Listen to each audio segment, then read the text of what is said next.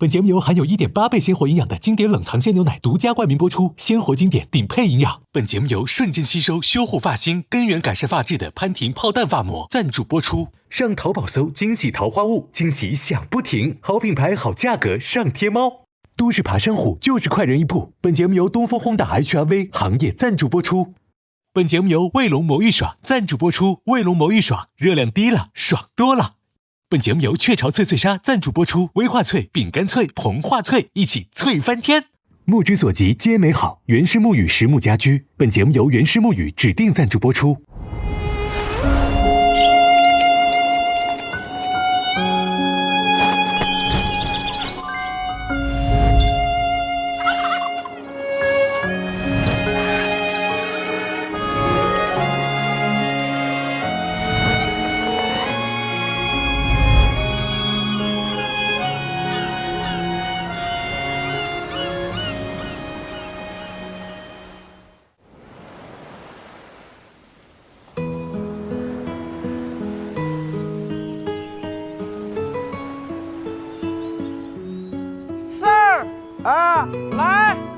来，再虐你一盘。开始，这最后一天，我将以全新的姿态闪开。那个招商会真是你做的？什么招商会啊？你还不信？真是我自己做的。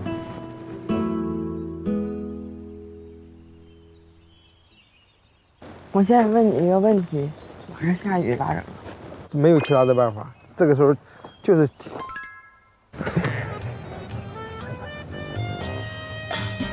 拜。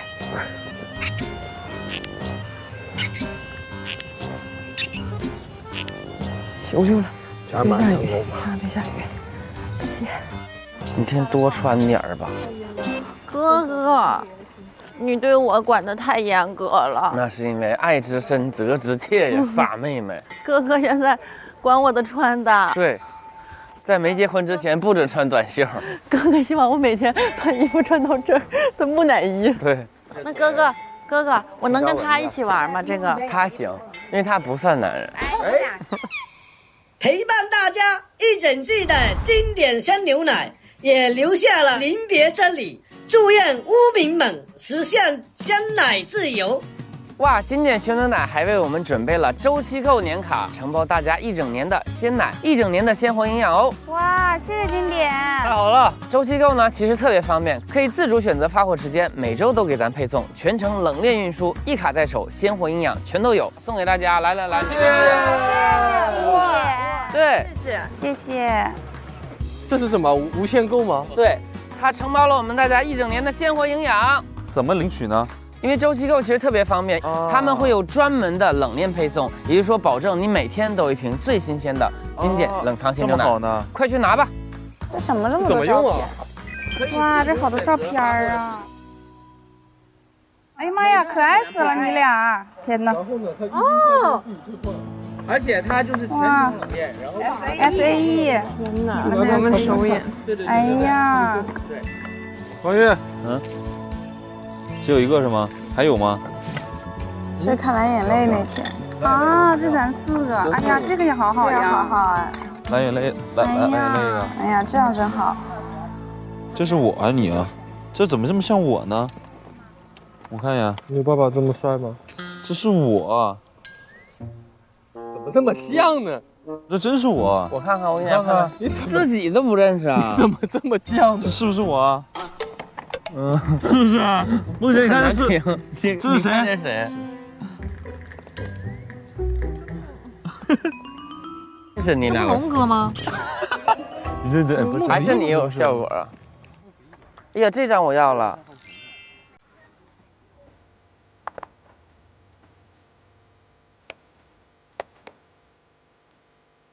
75，我买了5个相框。都去留言了吗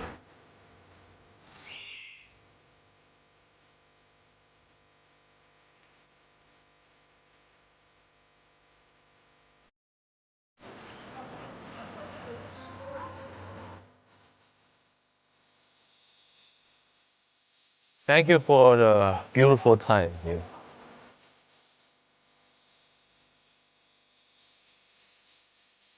哪呀？写诗啊？他是双鱼座，理解一下他吧。他们双鱼男是这样的。莫再相见时是佳人。他想当谁的爹？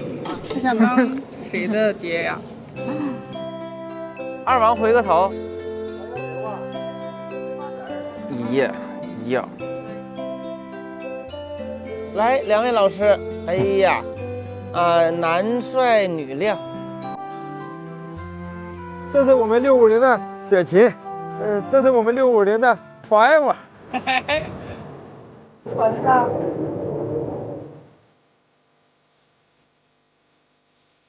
哥哥，这马上要离别了，咱们也跟咱们最重要的那位告个别吧。是啊，得跟经典鲜牛奶告别呀！在这里真的要感谢经典鲜牛奶又是一季的陪伴与支持。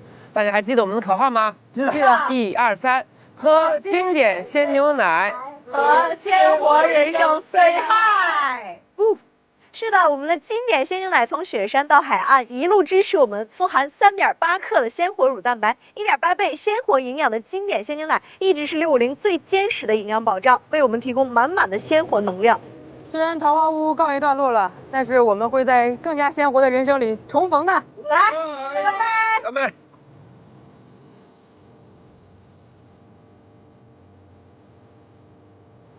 哇，好喝！咱们桃花坞最让我舍不得的就是这一份鲜奶自由。好香，真的好香。我找找雪琴，我一找就找到了。想不到你倒，这不就是这儿吗？单一成，我知道了 ，Forever。这写了2遍，这咋样？你们就50 Forever 吧。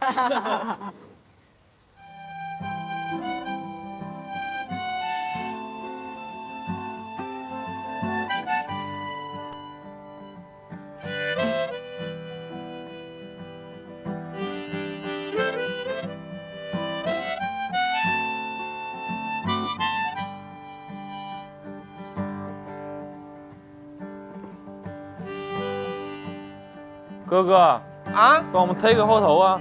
来呀，让我帮你们拍呀？对呀，挺残忍啊，来吧。太相信你了。3、2、1。OK。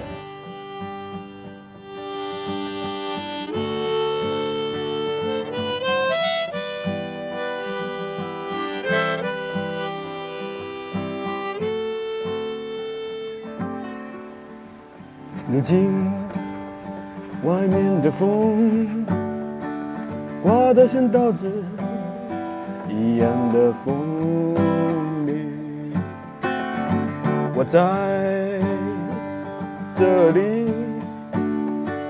为你唱着一首动人的歌曲，可你感觉不到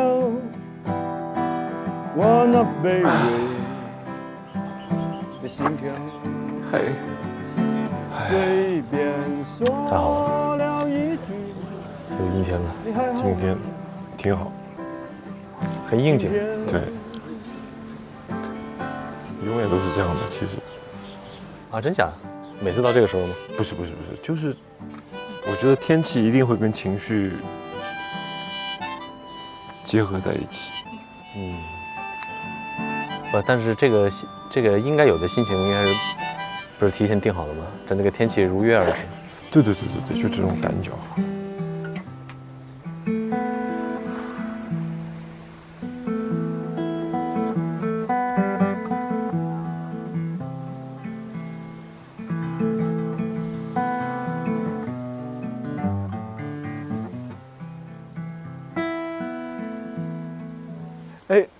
我在想有没有可能就是我在这里再摆一张凳子，就最后我在这里采访我自己，就我再问你一个问题，然后坐到这边再回答，这样反复分成2个角色的。当然这个你要再说的话，这个也很多人这么做过，包括那个看电影那种经典的场景，一个天使一个魔鬼，对吧？因为树洞确实到了后面，可能它由于它的地理环境的原因，其实大家后来上来也比较少了。其实我时不时会上去，所以最后一天我就才，既然没人上来，我是否邀请我一个老朋友一起来？那个老朋友就是我，另外一个我。你终于出现了哈！怎么最后一期才来啊？一开始应该过来的。树洞其实，我发现来不来都没关系，对吧？因为它只是一种形式而已。就去到哪里就是树洞。你想说什么？我什么都不想说。也没有什么好告别的 ，nothing。所谓的 say goodbye， 其实根本没话要讲。好也好，坏也坏，一切随风而去。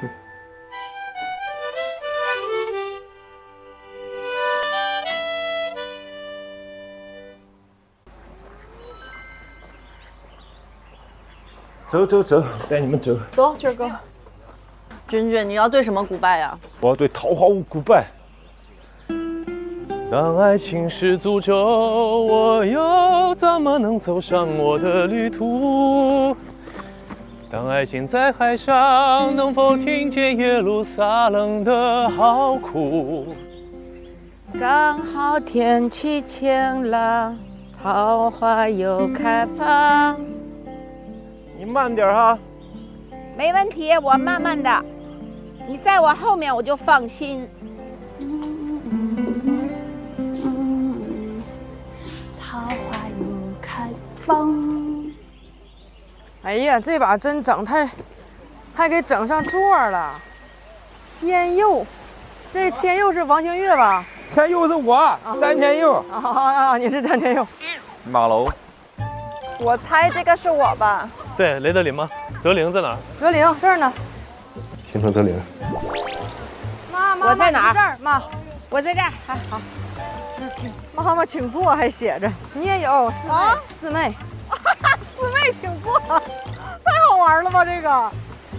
不是，那我这个也太啥了吧？你这个有点，我这太，你这有点太嚣张了。太嚣张了吧？我咋好意思啊？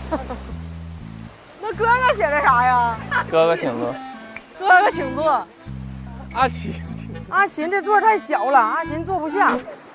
阿琴请坐。你那凳子里头还有啥？塑料袋子？塑料袋子，不知道咋的。那肯定是专门给你准备的。干啥用啊？你不是有那金句吗？捡塑料袋那个。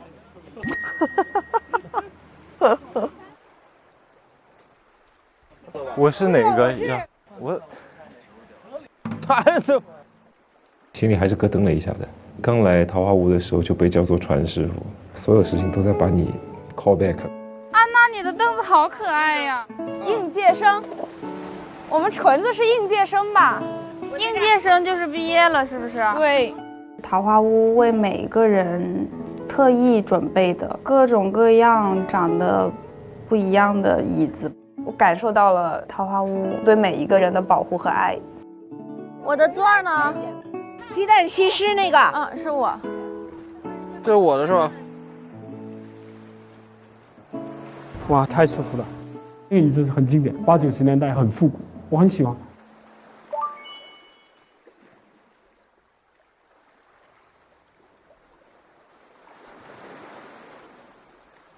啊，天哪！我的情感上是对每一次再见都会觉得非常的难过，或者说是有一些依恋。尤其当大家共同在一起熬过很多的困难，会产生一种联系和羁绊。结束这件事情的时候，可能就是看个对眼，就对方就会有要哭的感觉。我们想结束的开心一点，不要哭得太难过。告别不光是告别人、告别事物、告别环境，也可以是告别自己本身。人是时间塑造出来嘛，时间是一种塑造工具，时间在雕刻你。如果每一秒都是像雕刻家的一锤的话，自我其实永远都不是固定的，就像一条河流一样不断地在流动。其实每一秒都在告别自己，告别现在的自己，然后去另外一个自己。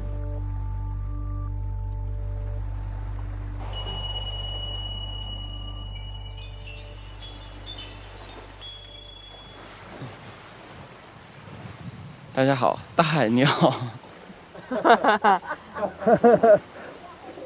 跟大海 say goodbye。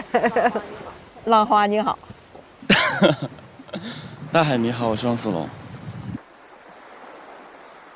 这次的主题呢是 say goodbye。我就从昨天晚上开始想，很遗憾我没有想出来 say goodbye， 但是我想出来了 I'm sorry。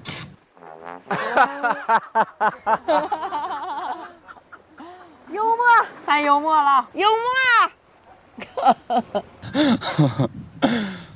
所以今天要说 sorry 的呢，是对650。哦，别呀！天哪！尤其是我的3妹4妹。哦。可能因为我跟志胜住在一起，然后我们2个基本上在桃花坞相处时间很长，但是我脑海中没有什么画面是与2位妹妹待在一起的，所以这让我非常的遗憾。今天在买相片的时候，然后我发现了大量的我跟徐志胜的合照，但是我跟小辣跟雪琴的照片就会比较少一点。但是只要有我们4个的，我还是都买了回来。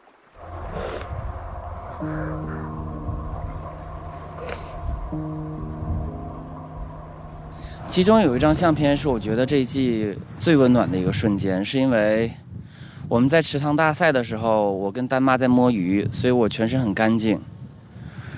然后弟弟妹妹雪琴跟志胜他们2个浑身很脏，然后他们看到我很干净的时候，他们就洋溢着笑脸，然后过来拥抱我。那一刻我身体很抗拒，但是我的心里好柔软，好温暖。谢谢你们2个那一刻给我的能量，治愈了我好久。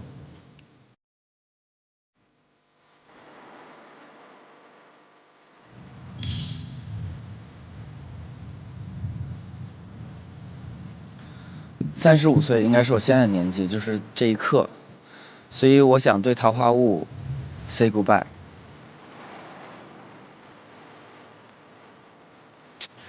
我觉得说再见这个事情，在我心中很难有一个很体面、很完美的再见，因为在我心中，再见就是一个不好的事情。在桃花坞的每一天，我都非常非常开心，很珍惜。所以在最后一天里面，我拍了所有人的照片，然后我好好看看我们一起搭的小火车，看看我们一起经历过的每一个场景。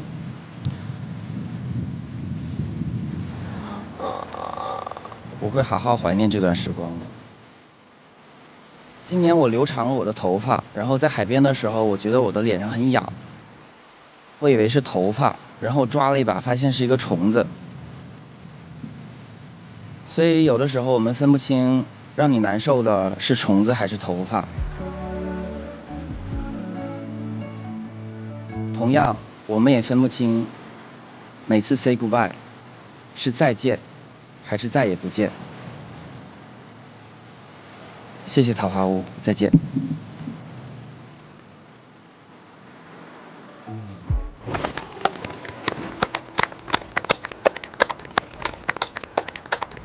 哥把我想说全说完了，我现在感动之余有一丝慌张。不瞒你说，我也是。哥哥，sorry， 4妹，哥哥，sorry， 我这点词儿啊，全让你说了。赶紧想，70%的重合度。哥哥，你咋不跟我 say sorry？ 大天天呆着。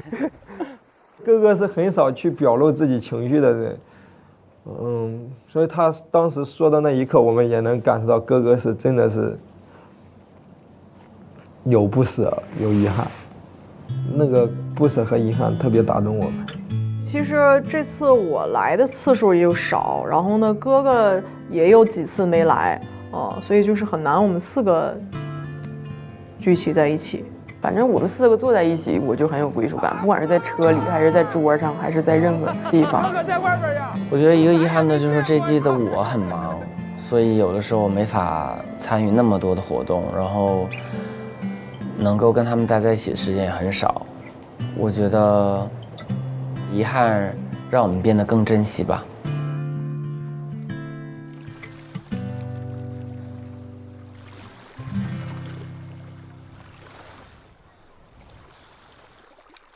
喂，能听到哈？能。从我开始对告别这个词有印象的时候，这个决定就对我来说很难。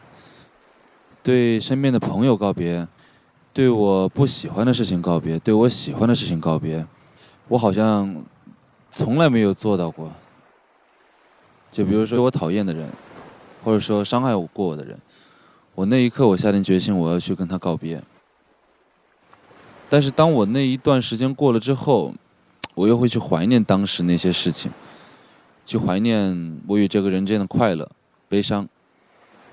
我觉得这些事情、这些人，他是在我那个时间点里存在的，他是给我带来好的回忆、坏的回忆，他都是扎扎实实存在在我身上的。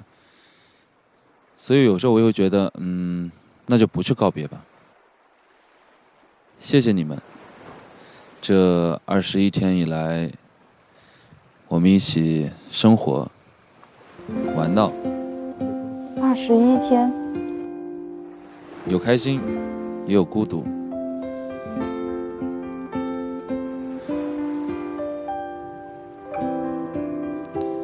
有各位老无名在我们刚到的时候，让我们快速的融入到这一个整个桃花坞的环境里。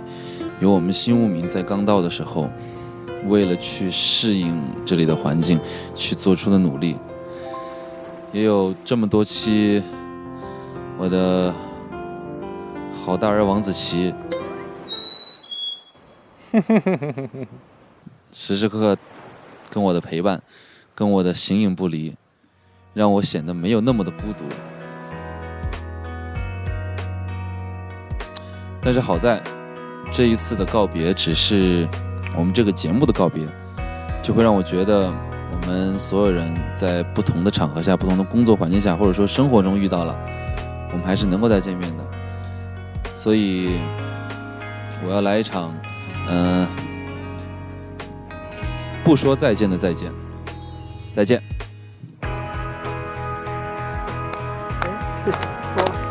说了，你说了呀。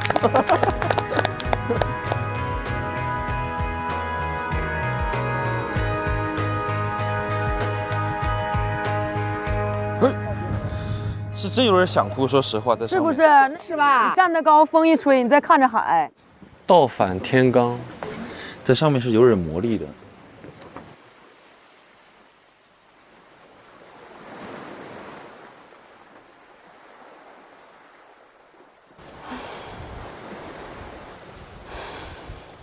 我的语言组织能力太差了，所以我得对着我的草稿说。我是一个不会告别的人，我真的很害怕告别，所以我经常在告别还没有来临的很早很早以前，我就开始预设告别了。当我养一只小猫的时候，我第一个担心的问题就是它什么时候会离开我。当我欣赏一场夕阳的时候，我就已经开始想象夜幕笼罩了。我快乐的时候会一边快乐，一边担心幸福的时光在流逝。我甚至怀疑，如果有一天我结婚了，我在婚礼上会控制不住地想，我什么时候会离婚啊？所以来桃花坞的第一天，我就已经想象过今天了。从跟大家相遇的第一天，我就已经在用自己的方式告别了。有一天，王新月问我给大家拍照是不是为了完成工作？不是的，我为大家拍下照片就是我在告别。我希望大家在看到照片的时候，就会想起这段旅程，想起镜头背后的我。太好看了，你俩今天太有 CP 感了，好绝啊！哇，桃花坞男团，我在东北的雪地里，弄一点点雪花放那个眼睫毛上，哇，好漂亮！在狂风暴雨的旷野里，哎呀，可帅了！我都留下了再见。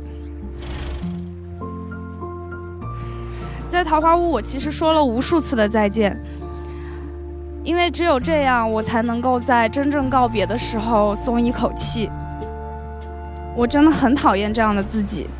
如果在拥有的时候不冒出失去的念头就好了，不会设想结局就好了。所以我想跟总是预想告别的自己说再见。如果时间可以回到第一天，我不会再带着这种要跟大家说再见的心情相处。反正很高兴认识大家。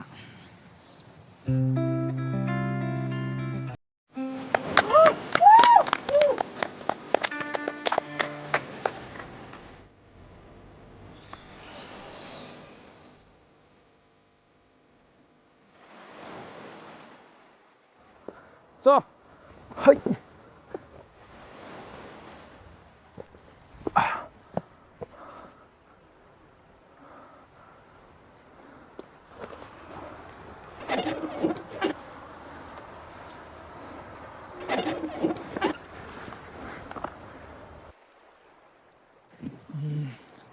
我刚刚把时钟拨回到了26岁，因为26岁进行了我第一次很重要的一个告别，就是我彻底告别大学生活了，跟我的学校生涯一直没能说一句再见，因为我当时特意在毕业的时候查了，我租的房子离学校只有35分钟。所以我想说，相见既然是这么容易的一件事情，那在告别的时候就没必要太过用力。我只是没想到，在我进入工作1个月后，那个时候是在做编剧的工作，工作的很不顺心。有一次从长沙回家的路上，然后在出租车上就睡着了。然后当我睁开眼往右一看的时候，发现是我们学校。那一刻没有什么感情，但眼泪就不知道为什么流了出来。那是我在毕业之后和我学校的第一次相遇。第二次相遇是前1个多星期、2个星期吧。我在1个星期之内同时回到了我的本科山东理工大学和研究生学校北京科技大学。进去之后，看着在学校里走的同学们背着小书包，然后就非常轻松又坚定地走向一个地方的时候，我真的好羡慕呀！我真的好羡慕。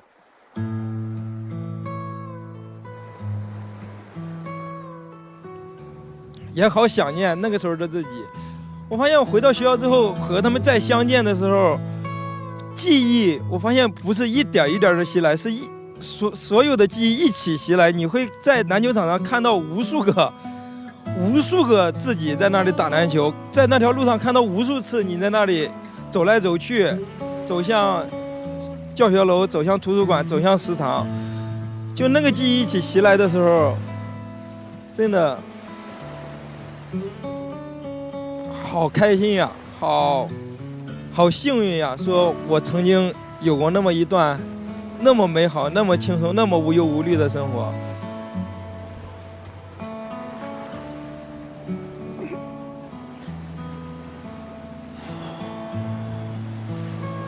所以很开心和我的大学生活再次相见，也再见了我的大学生活，谢谢。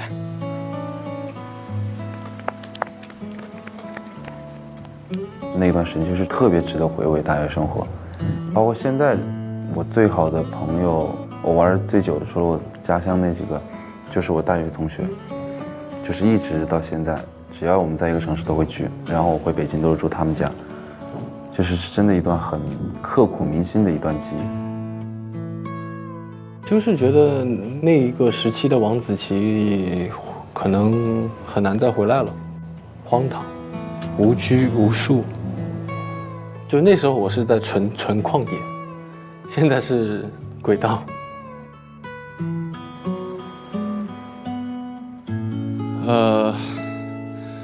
其实让我想说 say goodbye 的时候，我想了一大圈儿，确实我也没想出来太多想拜的。想干啥？我还是比较习惯告别的一个人。我觉得每一次真心的说出再见的时候，不是再也不见的意思，都是期待我们再相见。所以每一次分开，我都会好好的说再见。但是今天听到智胜向自己青春告别的时候，我一下没忍住。然后其实我觉得我也应该向自己的青春好好告一次别。我刚刚把时针拨到了25，就是21年的时候，其实是我工作的一个转折点。21年小五座热播之后，我陆续开始忙了起来，一直到今天，我90%的时间都是工作和工作的路上。正好前天突然间和我以前的发小我们聊起天了，我问他在干什么，他说他在打游戏。我突然觉得打游戏这个曾经充斥在我生活每一刻的一个快乐离我远去了。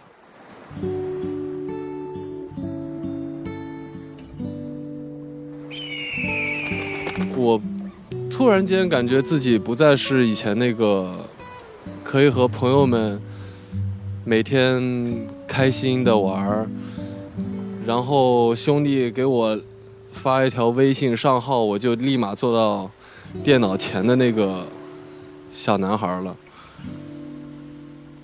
然后我的老板也经常说我，他说王子奇，我觉得你刚刚哪一刻很像一个男人了，不再像当初我们认识的时候那个小男孩了。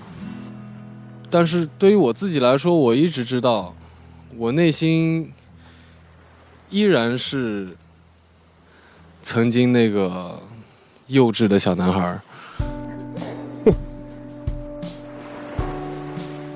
喜欢和朋友们在一块冒险，做一些冲动的事情，做一些无厘头、无意义、只有小孩才能干的事情。确实，我在吉龙珠的时候也没有想说我一定要许一个什么愿望，但我就想把它集齐。就是在25岁那一年吧，我觉得刚才说的这个王子奇好像慢慢的远去了。我想对他说一声再见。这个再见不是我想把这一部分舍去，而是我希望他永远停留在我生命里。我觉得男人至死是少年这句话是在我身上会永远存在的，无论我多少岁。谢谢。太中二了，太逗了。那对他来说，他觉得很真诚的。我真觉得挺好的。他是很真诚的，虽然在我们看来他挺中二的。男儿至死是少年。男人至死是少年。男人至死是少年。斩龙珠。斩龙珠。召唤神了。一个28岁的人要跟青春说再见，你让我64岁的人情何以堪呢？不是那个意思，大妈。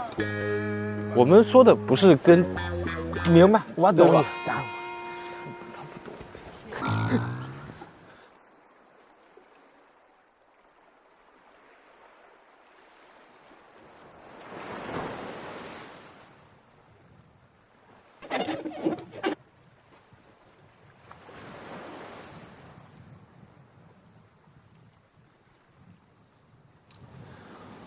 我把时间往回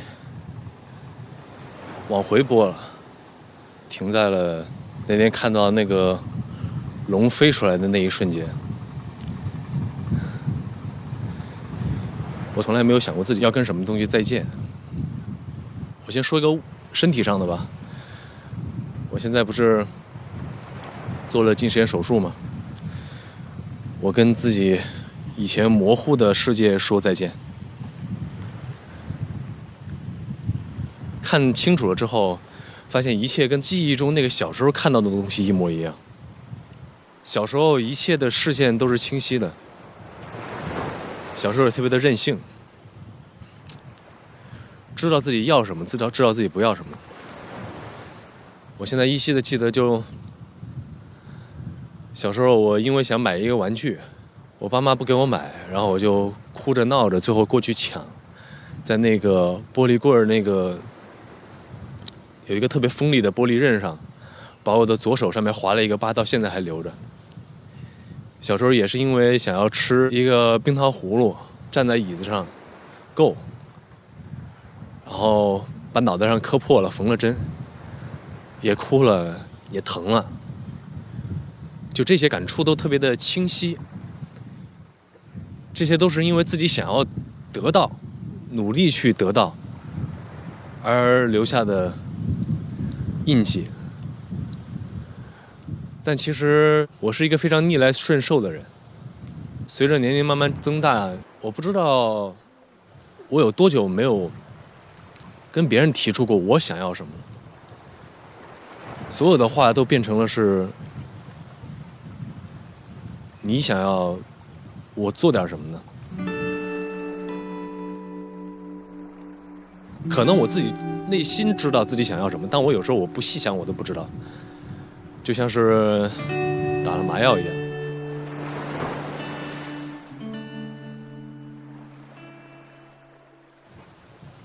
所以在集齐7颗龙珠的时候，我看到那个龙飞出来的时候，我特别的开心。其实这点我挺羡慕王子奇的，因为我觉得王子奇属于那种想要什么就干了。他买第1颗龙珠的时候花了很多钱，我记得我当时我还觉得，哎呀，你做这事儿有什么意义呢？但后来他坚持2颗3颗，就这事儿，你放在我的世界里就觉得很扯，好像没有任何的意义。可能小时候才会有这样的想法，成年了之后，就其实有时候自己想要什么，也不一定会说出来。就那一刻看到那个龙飞出来的时候，觉得好像小时候的，像童话里的世界，这些都实现了。哇塞，神了！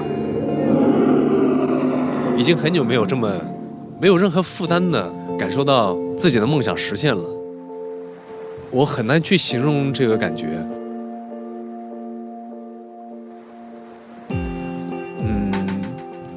就像我现在的视力一样，就很多自己小时候的一些事情，想要的那些东西，想要坚持的东西，好像也变得清晰了。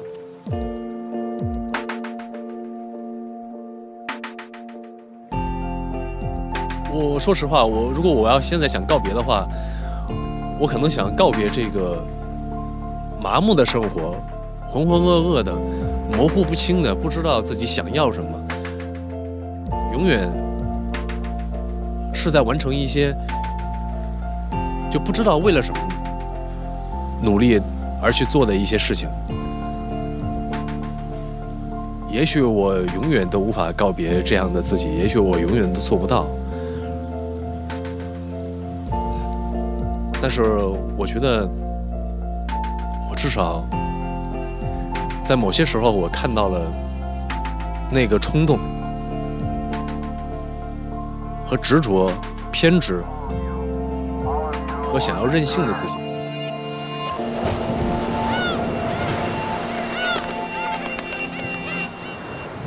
对，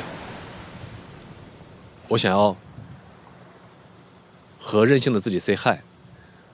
和模糊的自己说再见。谢谢。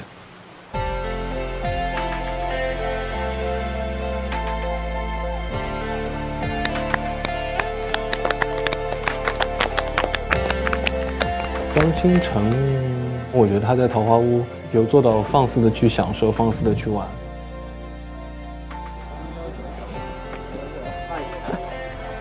把这世界看得清清楚楚。星辰的他说的关于他不敢去做什么，不敢有什么奇怪的想法，我印象其实特别深刻，因为我觉得自从来了桃花坞之后，尤其这3年下来，其实所有的梦想，它的出发点可能就是一个荒唐的主意，然后大家就是荒唐的去做，它就成为现实了。我们干过太多这样的荒唐的事情了，所以我自己非常的理解，其实很想跟他讲，没关系，就是会好的。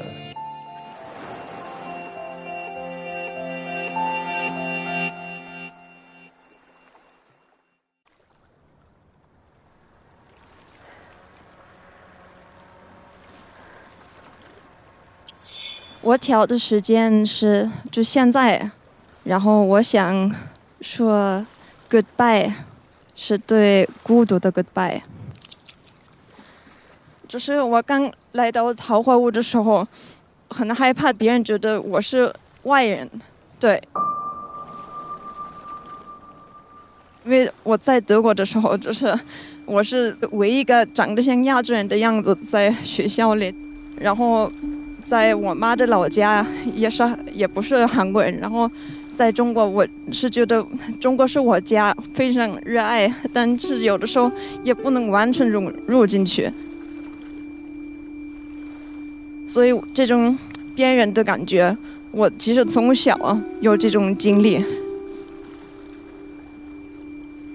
然后过了一段时间在桃花坞，我觉得对我最大的改变是去荒岛那个经历，因为在荒岛遇到了各种困难，然后经历了很多事儿，让我就发现就是像小山呐，还有月月，一直都是很照顾我，就是拉着我一起走，然后我青城也是帮了我很多忙，丹妈也是，就是从第一天对我特别特别热情，还有温暖，还有任科，我觉得也是总是莫名其妙的想法，但是我还是懂你意思。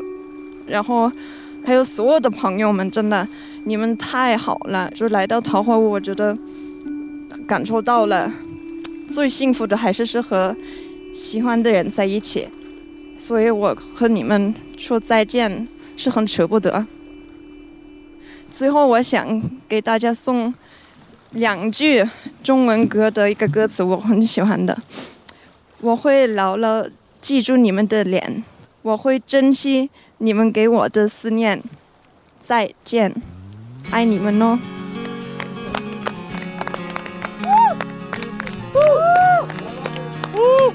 妈妈。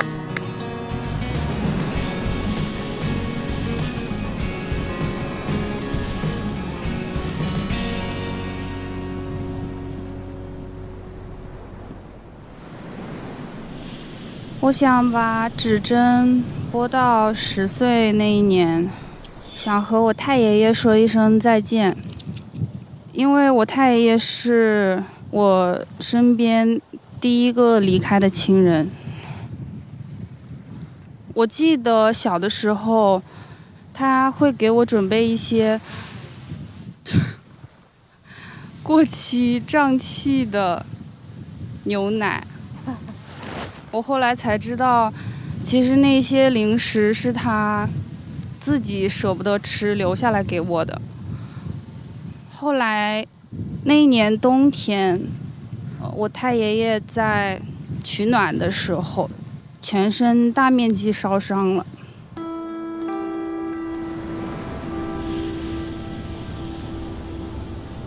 我一度想去看看太爷爷，但是当时身边的大人告诉我说，太爷爷已经烧得没法看了，怕会吓到我。所以当时很胆怯的我没有见到太爷爷最后一面。我觉得有很多遗憾，我当时太胆怯了，所以其实我当时没有好好和他告别。然后我今天想借这个机会，我想面对大海，好好和太爷爷告一次别。我不是曾经那个那么胆怯的小孩了，我慢慢的成为一个勇敢的大人。所以今天我站在这里，想跟你说一声再见。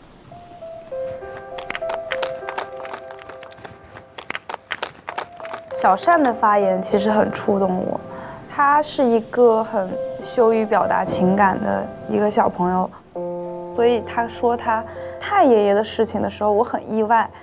但是他有一句话是他说他太爷爷给他拿出了一包胀气的牛奶的时候，他笑出来了。他会给我准备一些，是他真的觉得这个画面很可爱吧？我就觉得他一定是在一个充满爱的家庭里长大的。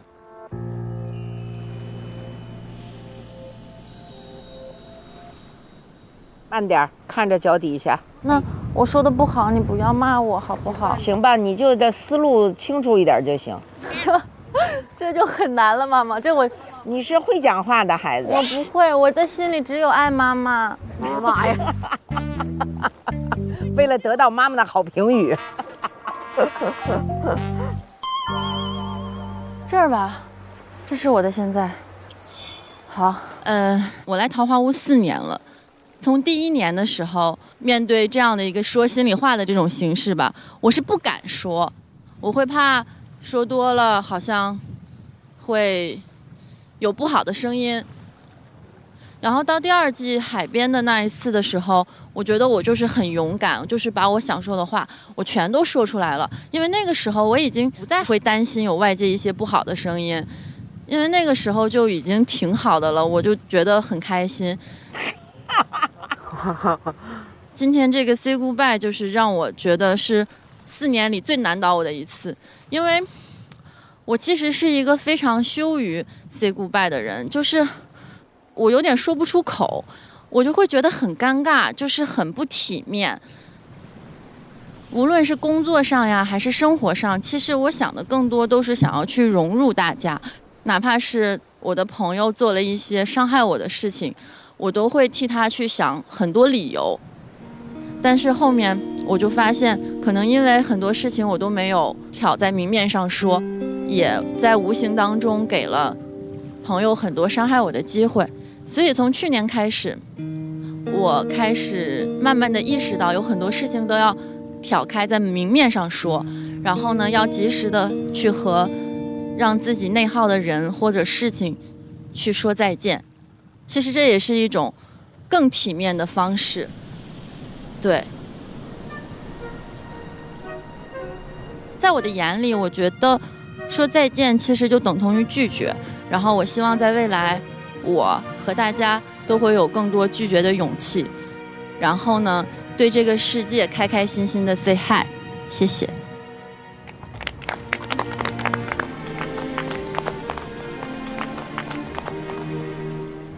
哎，这是怎么下去的？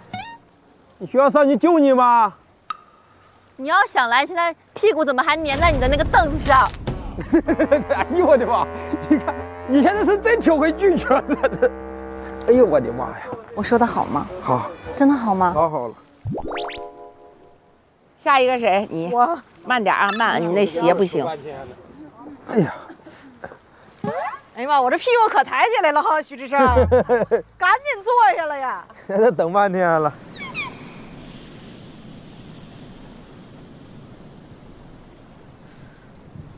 哎呀，say goodbye 这个主题挺好，因为呢，我是一个特别喜欢记录分别时刻的人。每一季《桃花坞》录完播完，我都会写一个长文，记录一下当下的感受。刚好这个主题呢，就是我这一季的长文了，就放在这儿说了。拜拜了，桃花坞。桃花坞，我从25岁录到了29岁，它就像我的人生纪录片一样。世界上能有几个人有这么完整的4年的一个记录？对。从第1季开始，那个时候刚刚进入这个行业，想拼命的表现，让所有人都看到自己，让所有人都知道我自己。650发报处。第2季的时候呢，非常的享受。王苏龙。那一段时间里最盼望的事儿就是来录《桃花坞》。小辣呀，上儿。第3季的时候呢，变得畏畏缩缩，特别害怕。雪琴还开我玩笑说：“你咋不说话了呢，辣姐？”我不敢，因为我老觉得有一个别的视角在看着我。第4季的时候呢，我觉得我的状态恢复了90%，也很开心。但是它其实跟第1季的我的那个开心是不一样了。桃花坞记录了我4年来，从一个25岁的一个，我觉得那时候还是个小女孩吧，到现在是一个成熟的女人了。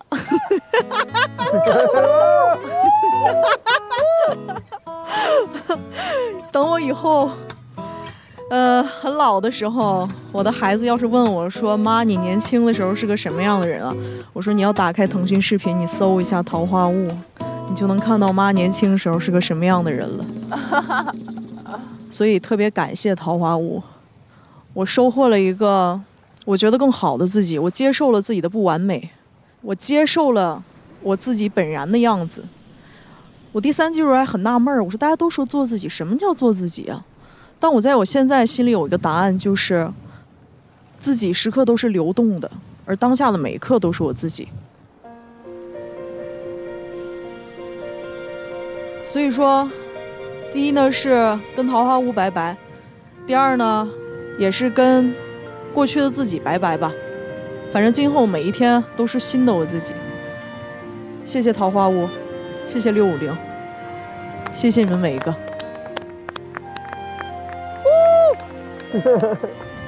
哎呀，太好了！他是跟桃花坞say goodbye，其实他想告别的是他自己。人是时间塑造出来的，所以自我其实永远都不是固定的，它就不断的在变化。所以你每一秒都在告别他，告别他现在的自己，然后去另外一个自己。呀，没事，二哥来了。二哥来了。二哥来了，有二哥在。有二哥在，更危险了。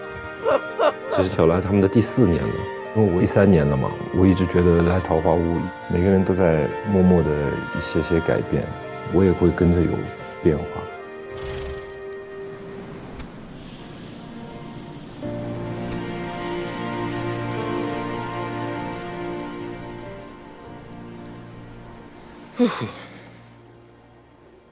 来了3年了，连着哭了2年，实在是太狼狈了。所以呢，我把这个要说的话全都写下来，我就照着念，这样我觉得是不会哭的。我刚才把指针调到了3年前，我要和3年前那个刚来桃花坞的孤独的自己说再见。在3年前，就是你刚来的时候，你总会觉得特别的孤独，然后觉得自己格格不入。但是呢，你不要太在意，因为很快就会因为一场尴尬，然后把你自己和别人联系在一起，卷入一次又一次的热搜。啥意思啊？而且还会对很多人造成伤害。Sorry，朋友们。就是那个时候的你，可能也束手无策啊。你只是觉得，它是一个诚实的耿直，但是你也不要太担心，因为现在呢，你已经变得越来越圆滑和乖巧。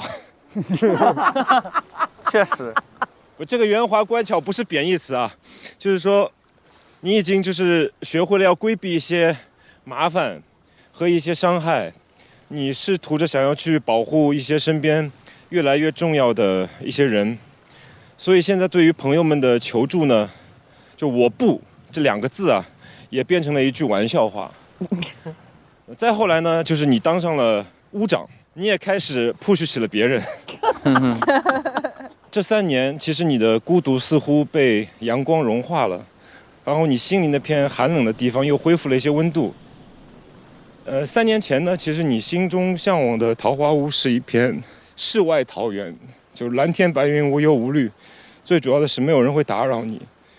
但是3年后，其实你开始思考一个人出发，一群人抵达的这个意义，就是无论你只身去往何处，最后呢都会抵达一个地方，叫做我们。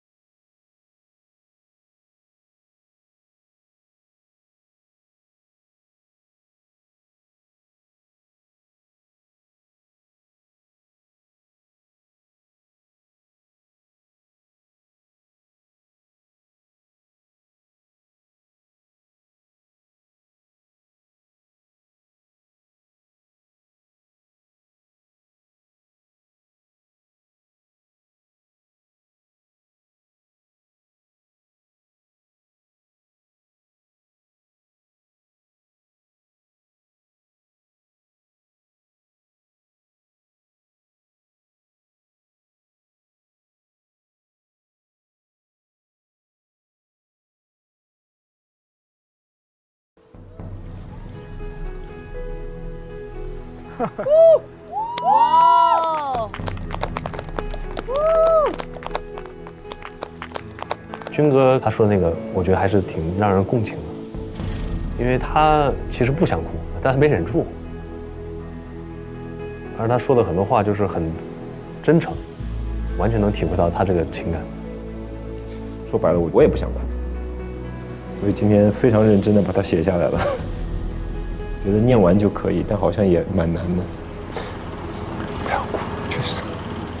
天下本就没有不散的事情嘛，但是每到了就是要说再见的时候，都会觉得非常的难过、依恋，就有一种迂回感，说不好告别。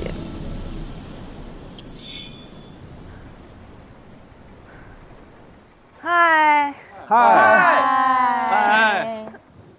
哇！我第一次站在这儿，大脑一片空白，因为龙哥和辣姐真的把这话说都可全了，一点没给我上。这是我第3年站在这个话筒前面了，我每年站在这个话筒前面我都哭，今年绝对不能哭了。桃花坞就是一个很神奇的地方，每一年都有一批人聚在一起，然后交付真心，展现狼狈，然后最后还成为很好的朋友。我觉得桃花坞是一个非常非常美好的地方，我甚至很难想到这个世界上还有其他地方比这里更美好了。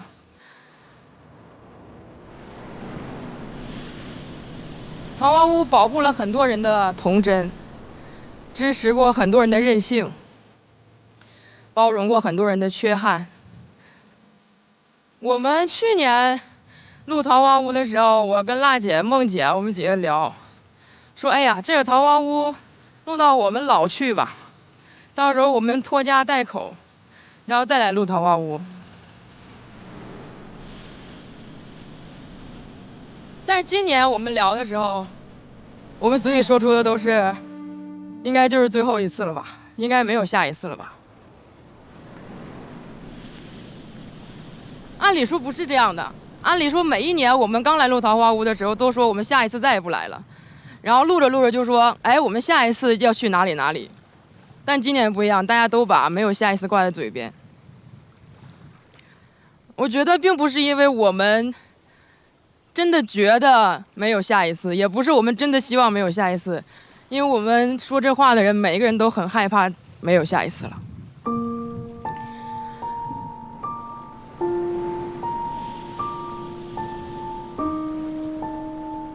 上的离别通常都是无声的，但当我们害怕离别的时候，就会把再见喊得很大声。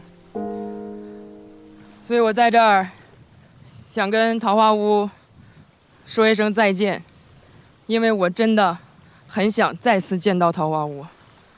再见了，桃花坞，我们一定要再见呀！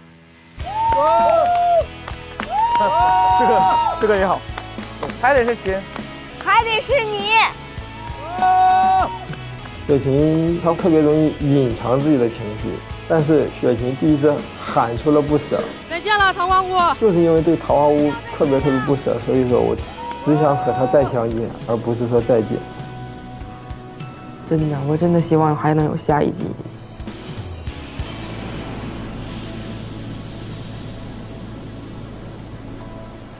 说挺好，太好了，得到妈的赞许了。给你把麦克风拿下来不？不用，妈妈厉害了。我扶一下吧。我可以，我可以，可以，我可以。谁带一下？我可以，你看看，身轻如燕。OK 了。我就跟到这儿。你不用，我觉得我都担心你的鞋不好。哇，OK， 好，这个地方有点吓人了。你就背身贴着走。哎，对，不能往下看。对，背朝下。哎，好。哎呀，我把指针拨到现在26。哎，我因为怕我自己啰嗦，我给写下来了。哎。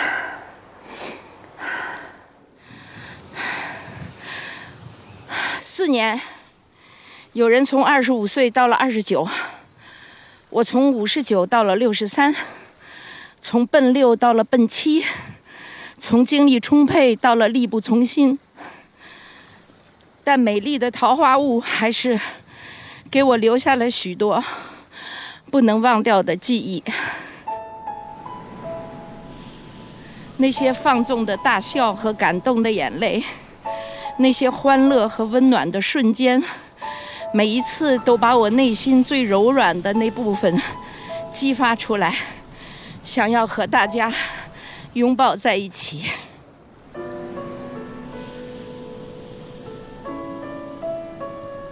今天对我来说，是所有桃花坞的工作要结束了，心有万般不舍，但又如释重负。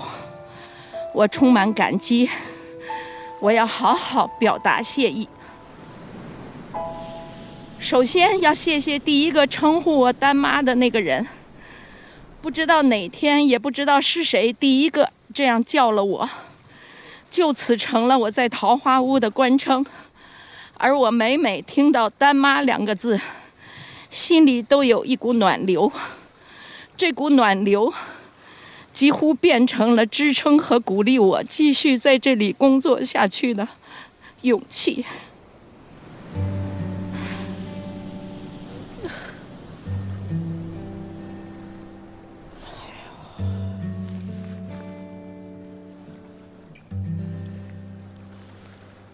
谢谢池原和谢帝奎导演及整个导演团队，谢谢编剧团队、后期团队、舞美团队、后勤团队、司机团队，尤其还要谢谢辛苦的摄像团队。谢谢我的 PD 们和所有人的 PD， 大家辛苦了。谢谢陪伴我4季的龙龙、雪琴、子怡、小辣，谢谢陪伴我3季的传君、志胜、弟弟，谢谢陪伴我2季的国立、董璇、拍拍、郭麒麟，和陪伴我这1季现场的这些孩子和曾经的某1季的孩子们，谢谢你们给了我的温暖和包容，你们使我更加了解了年轻人，也更加了解了自己。你们让桃花坞真的变成了一个没有是非和较量，只有简单和快乐的地方。你们了不起。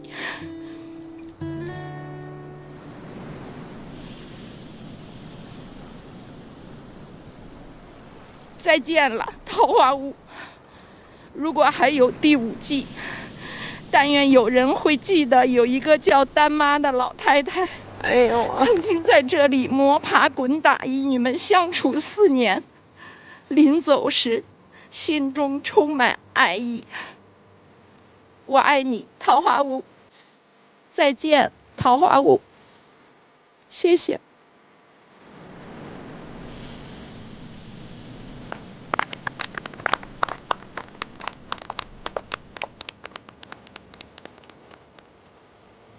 其实每次录完，大妈都会说太累了，下集可不来了。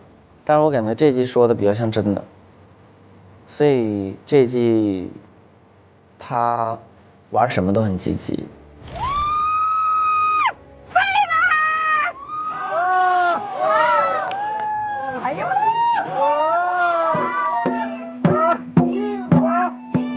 快点，抱着枪林弹雨。然后包括我们在 say goodbye 的时候要去到很高很高的山上，然后他也一定要去。我可以，我可以，可以，妈妈厉害了。我觉得他也真的很爱桃花坞，很爱我们。真受不了，感觉丹妈说的很真诚，让我觉得她是真的在和桃花坞告别，在和我们告别。听完丹妈的告别，我想说，就是很谢谢她能够在这个家庭里充当主心骨，谢谢她愿意陪着我们玩，谢谢她总是惦记着新来的无名。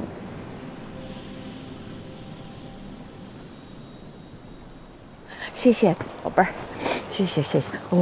哇，这个说得好，这个说得好，还得是咱妈妈。不会是你？哎呀，宝贝儿们，哎呀，宝贝儿，爱你们，共度4年，爱你们，爱你们，宝贝儿。哎呀，我的妈！哎呦，爱你，宝贝儿。妈妈，我一个猛男落泪。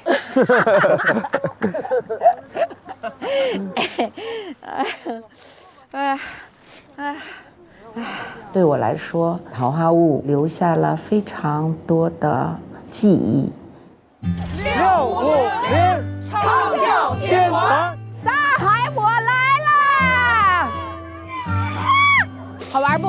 你看在大雨里，哇，下雨啦！我的热情好像一把火，燃烧了整个沙漠。 3个大男人无勇无谋，别骂了，别骂，窒息了，胜者为然。4季桃花坞录下来，就好像多了好几个孩子。来吧，儿子，大大的勇气呀！我真的是对桃花坞是非常非常爱的，对大家是非常有感情的。希望他们可以记得我。 真心实意的给他们祝福。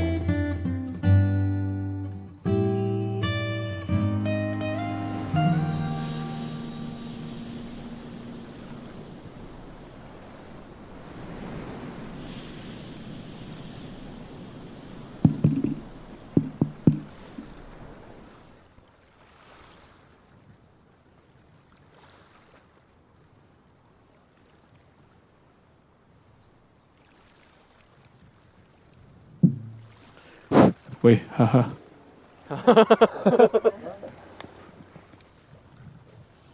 哈哈哈哈。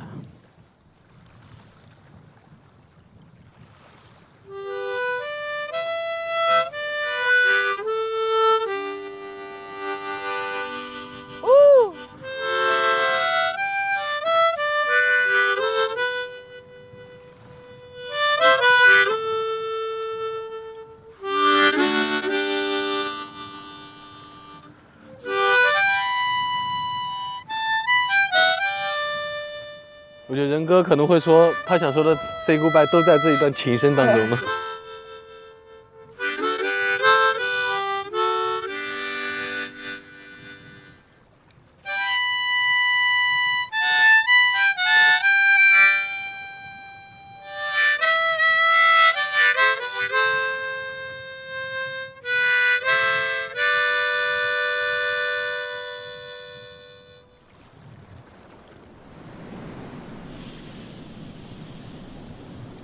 所以他还是要说的。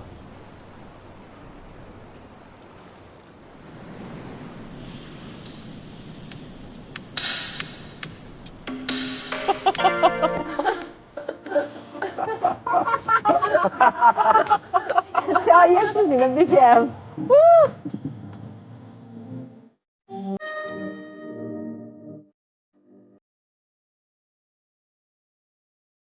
没有谈什么分离，不因为这样而哭泣。那只是昨夜的一场游戏。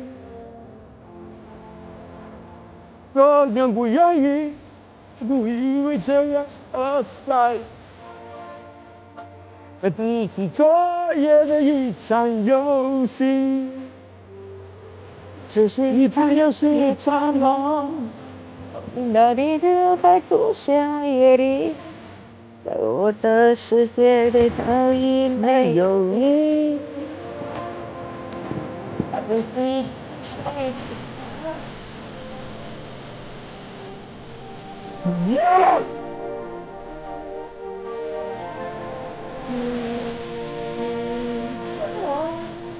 为什么道别离？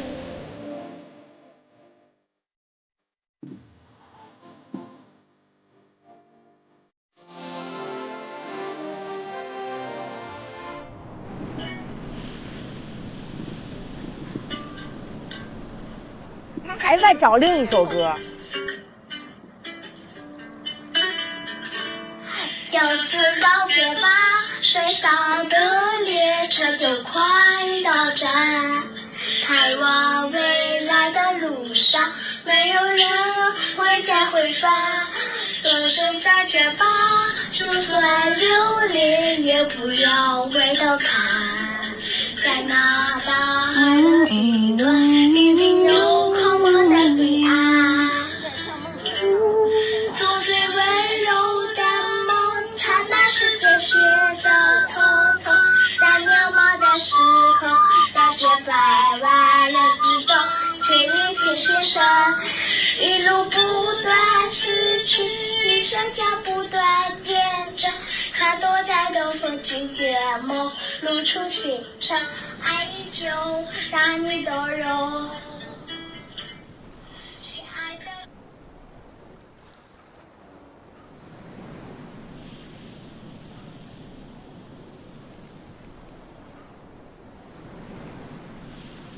啊！完啦！妈呀！妈呀！妈呀！这太好哭了。Wonderful。这个不知所云，但是有感觉。第三首歌谁唱的？我妹妹的小孩。哦。其实我上去之前我是有很多想法的，但是说真的，到那一刻我走上去，我就当时想放一首《一场游戏一场梦》。不要谈什么分离，不因为这样而哭泣。他那个歌词真的跟这个很贴切。他的方方面面的关于离别啊那些。为什么道别离？另外一首就是想要播的，就是我妹妹的女儿唱的。就此告别吧，水上的列车就快到站。我觉得很好玩，而且他还加上表演。他当时拿着花呢，亲爱的旅人，哒滴哒哒，只是他的情绪。我觉得他真的是一个浪漫又自由的诗人。当他的口琴声响起的时候，感觉他和海风、和这片树林、和大海是一体的，非常戳我的泪点。就是我今天的伤感，主要是来自于我真的真正想说再见的，就是想跟桃花坞说再见。做小琴子，听小琴子。你那咋的了呢？扎屁股啊？火燎腚。你是火燎腚啊？我就是因为对桃花坞特别不舍，所以说我想在告别的时候，大家依然感到陪伴嘛。哥哥，我又来了，你看，陪你坐会儿。那咱俩坐这儿。咱俩在这。哥哥给你说 sorry， 但二哥就陪在你身边。哎呦我，二哥就坐这儿，二哥就坐这儿，二哥就坐这儿。二哥，我这一季好像一直在分别的一种情绪里，因为我其实特别害怕，就是明年还能不能有这么一个地方，还能不能有朋友相聚在一起。桃花坞就像你看那个童话故事一样，理想的生活成为日常生活。我希望就是说，不要把这个goodbye当成一种 ending， 而是要找到理想生活的方法，继续生活下去。告别是短暂的，但是回忆是长久的。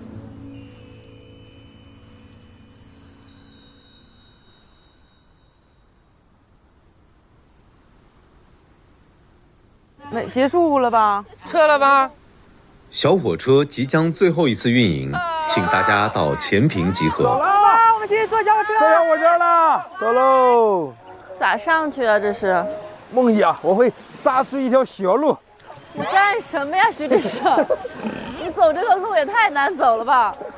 能走。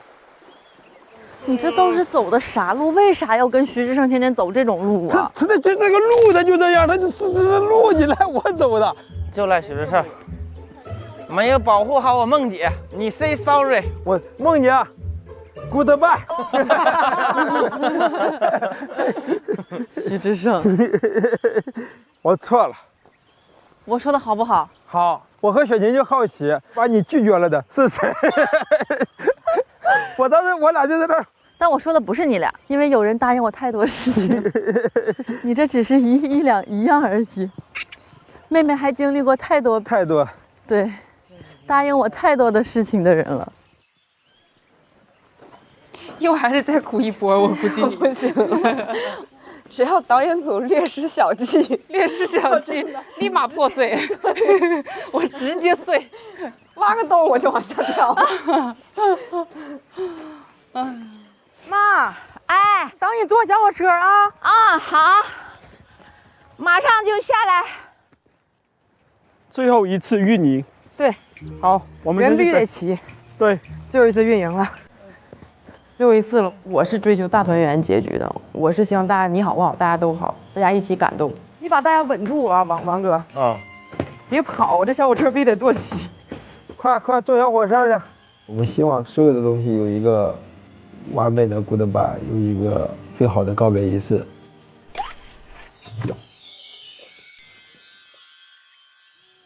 快来坐小火车了！坐小火车了！快坐小火车去！停着，快，咱们就坐这儿。仁哥呢？嗨，快开车等你了。小火车即将最后一次运营，请大家到前坪集合。哥哥没来呢，咱们可以先行驶，等哥哥来再上。等一会儿吧，最后一次了。来了，快哥哥，我给你抢座了，哥哥。那哥哥来了之后，走到那个座上，咱也挺尴尬的。这哥坐那儿了，咱别动啊，咱看哥哥坐着，咱不跟哥哥，咱不瞅他，咱不瞅他，咱玩咱的，咱玩咱的，别的压力，让他 say sorry。呐，再看，别瞅，妈妈，别瞅。哎呀，伤心。他会回来的，他会回来的。我会在屏幕前注视着你。那不行，拜拜。哥哥会回来的。这啥意思啊？这给你占了个座。哎呀，那你不应该坐前面吗？啥意思？这还？因为你是大哥。哎，既然是最后一次，那就免费吧，好不好？好。我就没花过钱。各位无名朋友们，大家好。本季 K650次列车最后一次运行即将发车。哟，列车长，请全体无名们做好乘车准备。播得早了，哎，等他们来再播一次。对，等他们来再播一次。声音再大声一点，再播一次，将来混响。各位无名朋友们，大家好。本季 K650次列车最后一次运行即将发车，请全体无名们做好乘车准备，有序上车，谢谢。走，都坐好了吗？好了，开车啊！好，开车。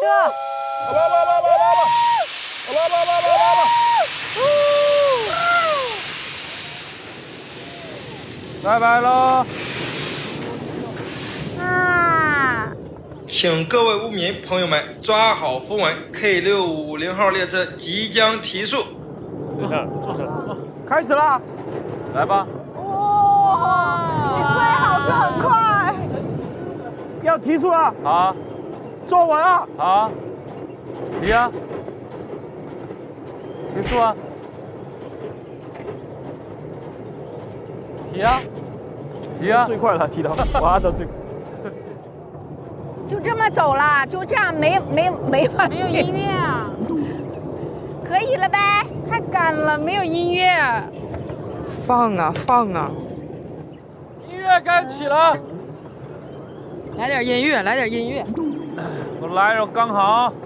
哒哒滴哒啦哒哒哒啦哒哒。应该有个什么炸的吧？最后一期了。好干呀！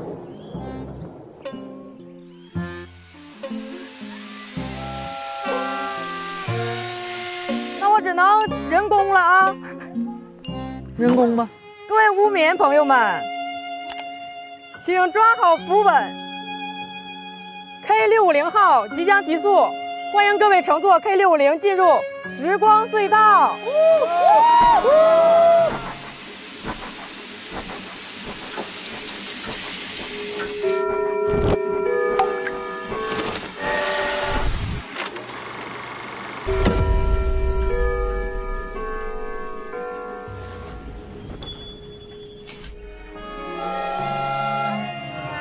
时光倒流了，到了！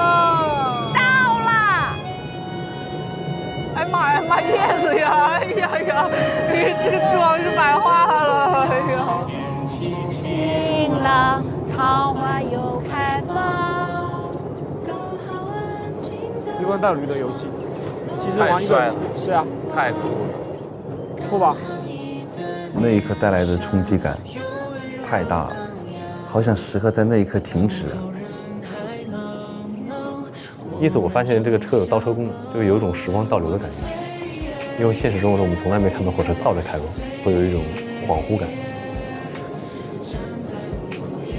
受不了一点这个。所有的一切都像在倒放一样，很像一盘磁带在倒带。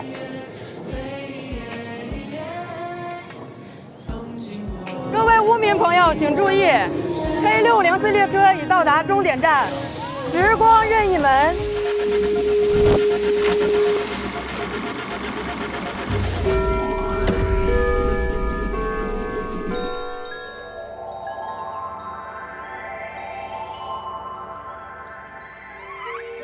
哇！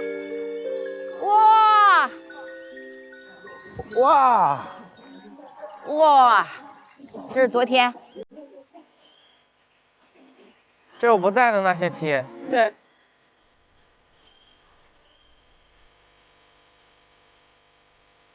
这有你哥哥回来了，刚回来呢。体验650号中。我还是绝美，绝美。沈烨，哎，我看了这张了，好搞笑，好像两个蠢蛋，真的。我最喜欢的一张照片是我和纯子在玩找朋友游戏的时候，我们两个蒙上了眼睛，然后站得像两只小企鹅一样。好蠢啊！很好欺负的样子。啊，这是我呀，我都没认出来。美不美？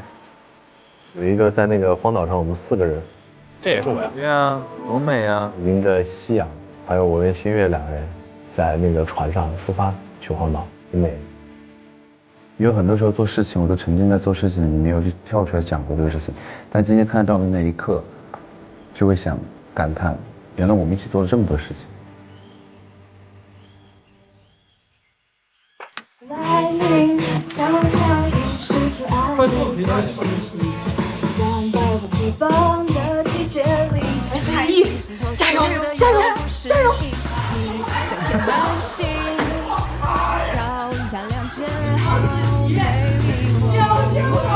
王子怎么救你？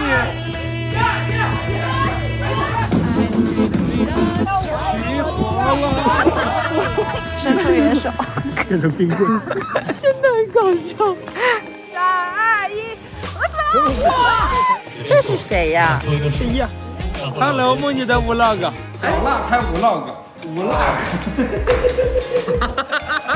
这个让我想起了辣鸟。你又拍你的偷感 vlog 了？今天是我们，这是我们桃花坞的，这是65年的前台长。什么钱？帅气的哥哥，逃不出我的五指山。我拍视频。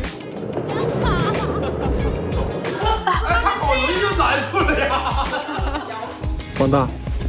是吧？我觉得放大。是。然后就是不一样。走喽！赛后，赛后，赛后！汪汪汪汪汪汪汪！汪汪汪汪汪汪！给狗过生日，这你受了？太离谱了！生日快乐！发表感言了。这个巧克力多快乐！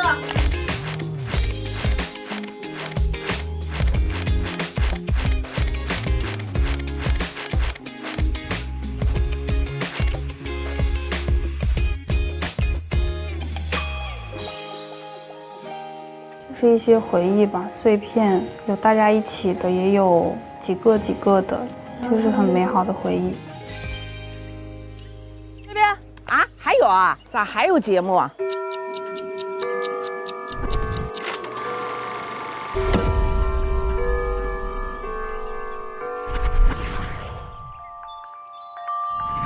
冰强是吧？能摘下来吗？能。往下拉吧。哇！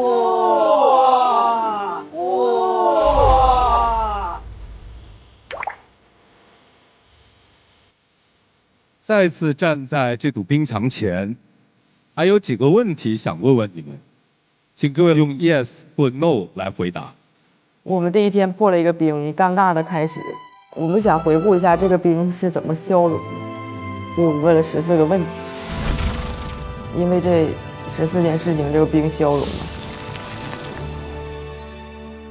张新成，在《桃花坞》里有没有一个瞬间让你真的相信有童话？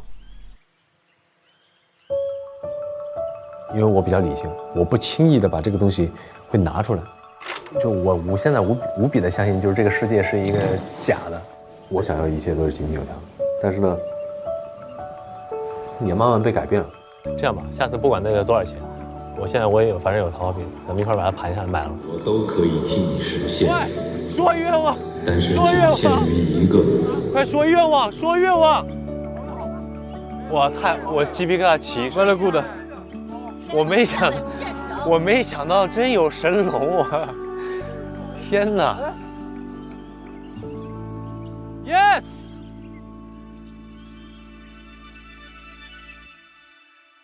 请问王传君，在《桃花坞》里有没有一瞬间觉得自己待在人群中也是幸福的？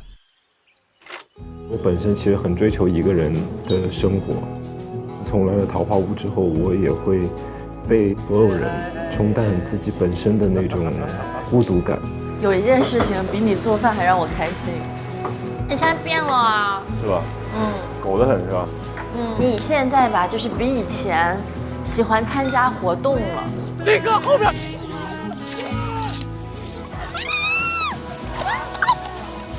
我们有帐篷了，王哥，你回来吧，快回来吧，哥哥。你同时在跟两边说话是吧？你在群聊啊，你这个花心的男人。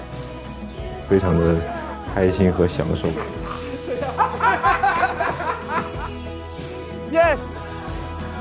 单依纯，在《桃花坞》里有没有一个瞬间让你愿意拥抱浪漫？我觉得冷，但是我觉得很值得。我都想哭吧！哇，哎呀，好好看啊！我的天哪！如果有一个舞台是长成这样的就好了，这就是灯光啊！我们给他修一个舞台吧。舞台也修，铁路也修，好啊，都搞。真爱战神是真的。我不是一个会主动制造浪漫的人，但我也没有像以前那么抗拒浪漫了。Yes。沈月，在《桃花坞》里，有没有一个瞬间让你愿意把内心 OS 说给朋友听？我是一个内心 OS 特别多的人，然后我很难完整的表达出我自己内心的想法。大家在一起很热闹的时候，我就不知道该干什么，我都不知道该摆什么表情。但是后来慢慢打开自己，我不想再当主持人、主理人之类的东西了啊！这就是58岁的成年人吗？我们已经熟到这个程度了吗？就可以这么开玩笑了吗？以后每天早上让王心月给我们请安。饭这个东西不是我煮的吗？别人跟我说一句话的时候，如果我心里在说什么，我就会试着把心里要说的话给说出来。不想离开我的月子，我也不想离开你呀。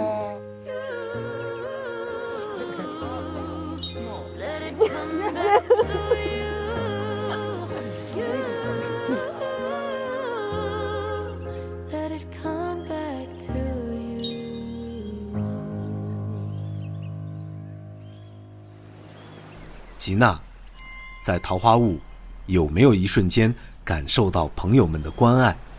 孟子义，有没有一瞬间感受到被坚定地爱着？李雪琴，有没有一瞬间让你觉得我们都很爱你？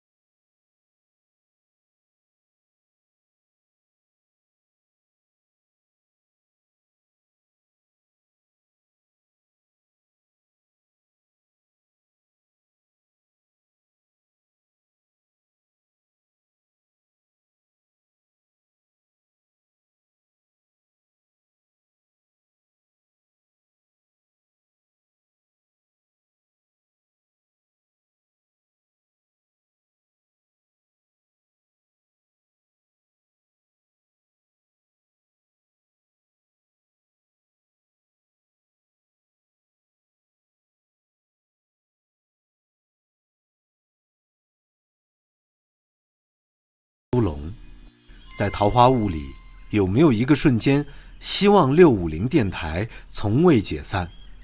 我们明天650争取一下吗？整个提案。650不是解散了？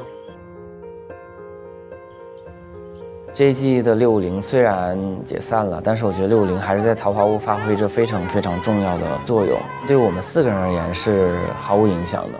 哥哥！哎呀妈，我哥哥呀！哎呦我的妈呀！妈呀！咋成老虎？以后我的英文名字叫 Forever， 你们是650，我是 Forever。我们的友情非常非常牢固。在我身边。还好。Yes. Yes. Yes. 没到你呢，没到你。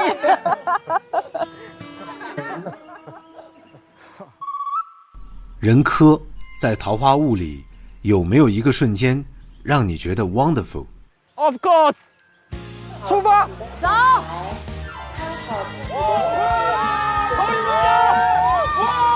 我想骑上它，我走，我有你走。拉满好聊，Yes。徐志胜，有没有一个瞬间让你只凭冲动做了一件事？那我，还有时刻该大脑飞速运转。Yes。我想修铁路。你这手练得让人心疼。我。就是这个声音，我感觉我又焕发活力了啊！我有什么理由不努力？我要当桃花坞3天佑。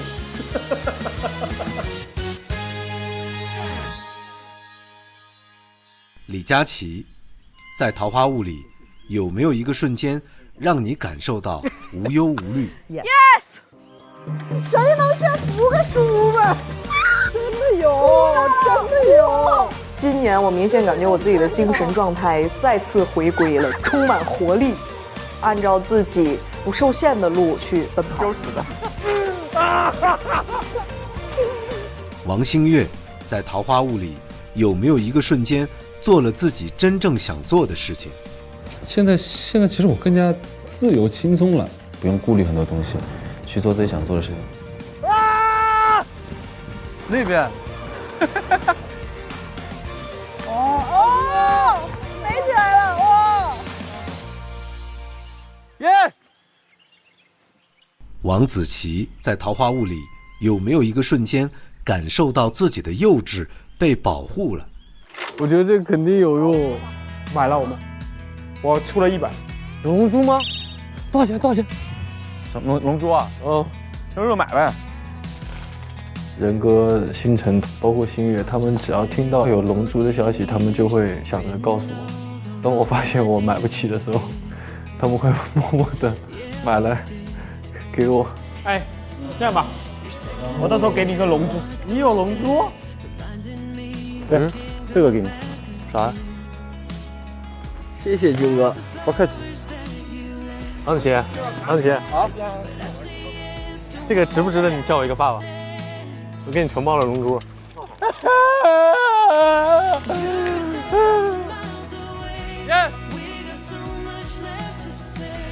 宋丹丹，有没有一瞬间让你希望桃花坞能一直继续下去？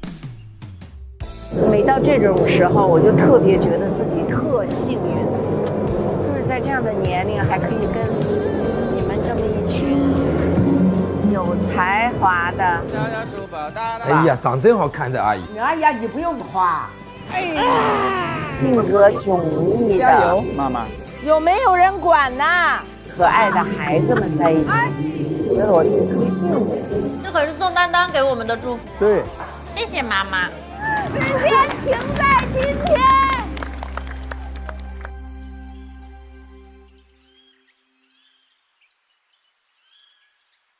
宋丹丹 ，Yes， 怎么样？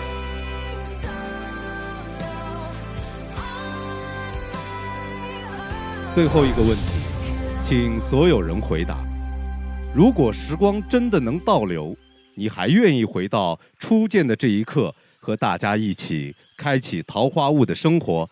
大声地喊出 yes 吗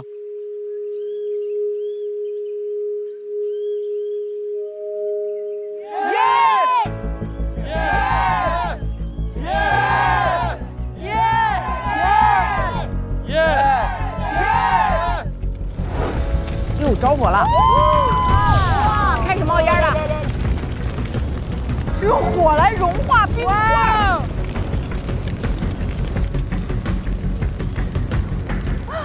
粉烟！哇！哦，粉烟啊！哇！啊，在那边那个惊险！哎，来了！哦，来了！啊，到处都是粉烟！哇！因为大家坚定的选择，时光回到了2024年6月9日。这好浪漫。感谢大家的一路陪伴，最后说一声再见。真的是最后一声。对。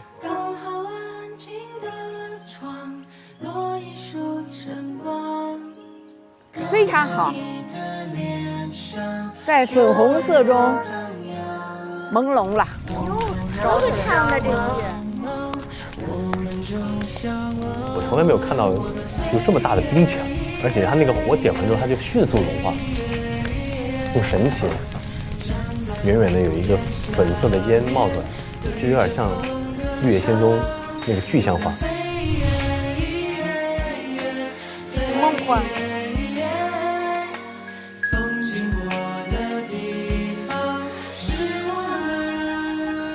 粉 forever。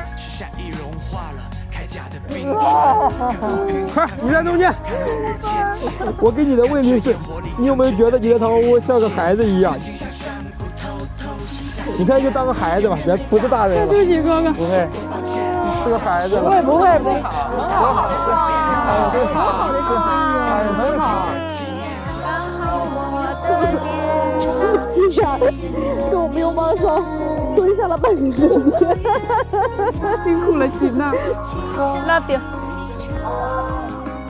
I love you. I love you， 宝贝，爱你，宝贝。狠狠落泪了，院长。很高兴，很开心，真的。哎，星辰。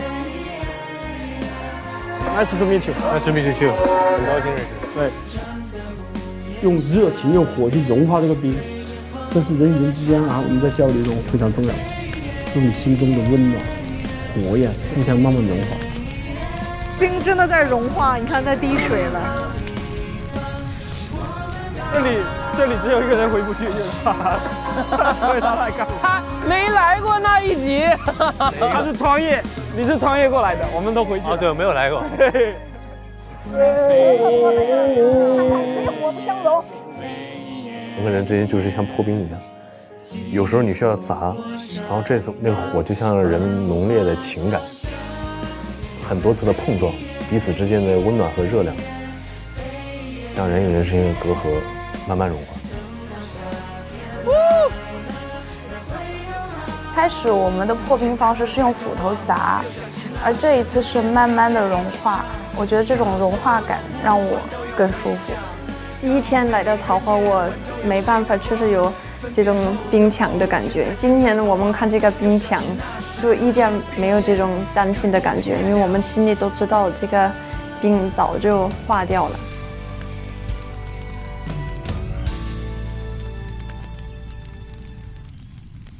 背起行囊，来吧，三位美女，来，一块儿吧。你这个眼神很危险。拥抱就拥抱。没有啊。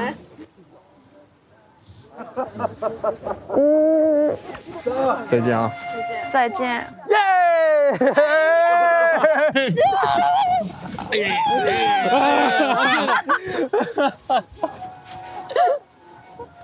走。吓一跳吧？真是，嘿，就是吓你们一跳。哪里来的狂徒？哪里来的狂徒啊！哎呀，性感美女！以前我不懂你的表情，我在各种活动，我还挨着你过，差不多。对，但咱俩谁也不理谁。现在我太懂你了，我太爱你了。我回国内的时候联系你们会勒我吧？只要我们不是处在一个 busy 的状态，常联系。我最好约了。哎，当妈要走了是吧？拜拜。拜拜，宝贝们。我们一起喊一声丹妈吧。丹妈，丹妈，丹妈，丹妈，丹妈，下次见，注意安全。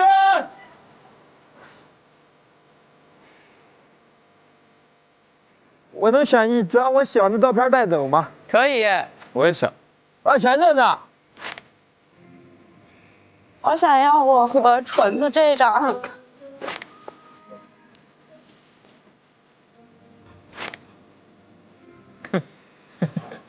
拜拜，吉隆坡。拜拜，感谢你们，感谢你们。没事。拜拜，安娜。拜拜，安娜。拜拜了，沈月。别难过，还有啥？哎呀，拜拜，莫妮。继续听你唱歌的，必须的。我也会听你唱歌的。你总的。真的。团结健康。这边好像在排队跟哥哥拥抱呢。对，哥哥，你粉丝见面会啊？就是说咋的？我这边等半天了也没见哥哥。走。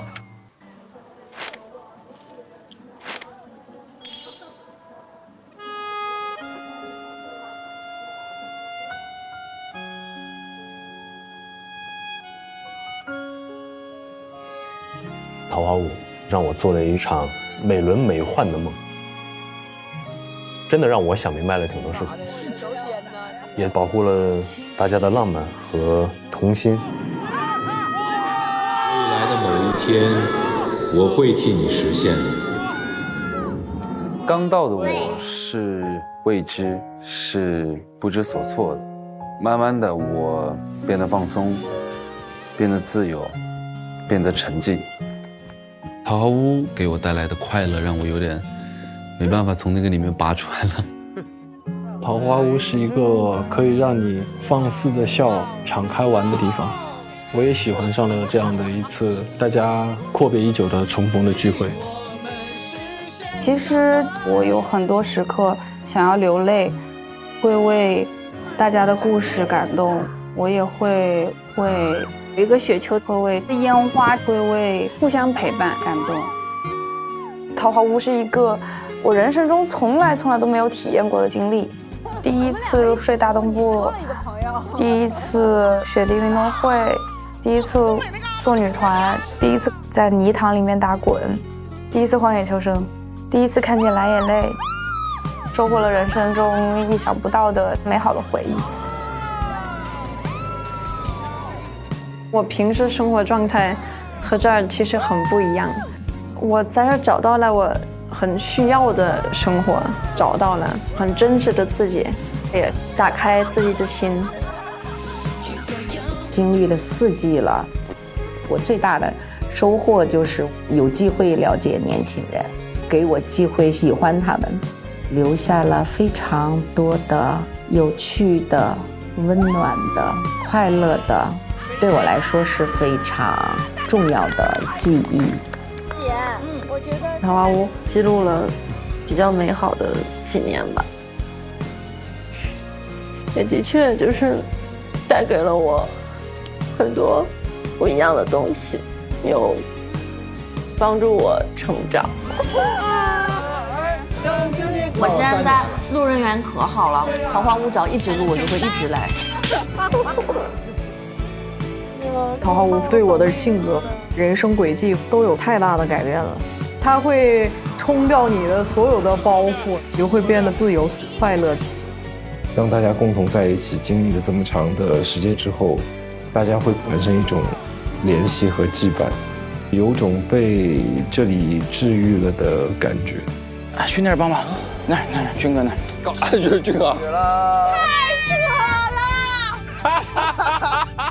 哥哥，就是在桃花坞，你依然可以一个人，但是你一个人的时候，你知道你回去就会有一波朋友等着你。桃花坞，我们从来没有尝试过要去做一些什么样的设定，但是有一个词是我们无法避免的，就是好像是我们一起守护出来的，就是我觉得桃花坞就是一个成人童话。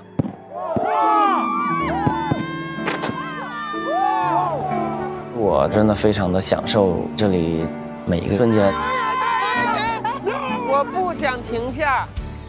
在第1期的时候说旷野是一条很难走的路，我们今年在旷野里边修了一条轨道，是因为朋友才有了这条轨道，我们在旷野里才不会说没有安全感，才不会说失去方向。我很喜欢漫长的季节，最后那个镜头，火车在一直往前开，他在追着那个火车跑，在桃花坞也会有一辆火车开出来，带着一群朋友的快乐，在我的世界里开来开去。桃花坞就好比你在列车上，你下来吃个方便面，买个鸡腿，匆匆的看到对面列车也下来2个旅客，你可能跟他简单的交流一下，然后就匆匆踏上各自的列车走了，是一个惊喜吧，也是一种匆匆的过客。火车的一个蒸汽喷出的时候，它要么是故事的开始，要么故事的结局。但是最精彩的是，桃花坞这个火车这个轨道是个圆形，它没有开始，没有结局，它就一直源源不断，一直在转。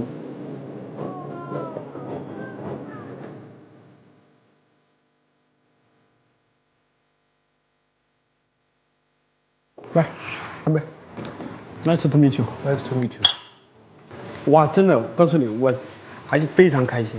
我整个到现在，我现在想想，回忆这4周，就是如果再来一次，肯定会更使劲一点，对，再更开心一点，更好玩一点，想把更疯的事情再疯一疯哈。对，你们每个人发言我都很认真在听，我都想了很多东西，很多方式去想这些事情，对我来说是有帮助的。说真的，非常好。对，哈哈。好了，我撤了，拜拜。好，拜拜。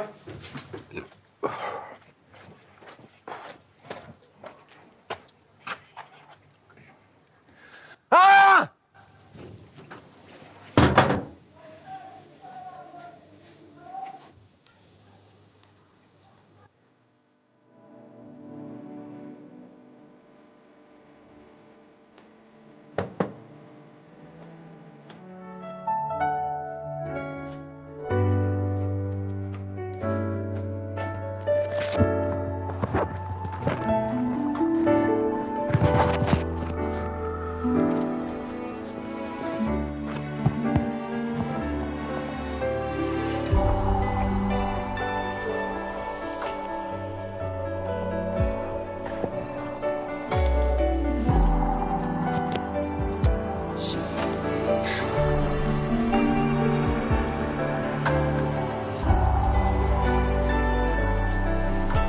桃花币，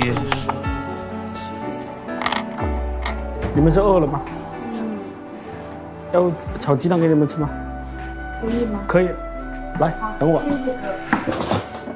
吃辣的还是不吃辣的？不吃辣。好。谢谢。天哪，人哥，再见了，我走了。See you next time. See you. 好感动哦，受不了，舍不得吃，真的。打包带回你福建的家。拜拜了，走了。去吧，妹妹，去吧，妹妹，拍戏了。行，好好拍啊。走了。拜拜。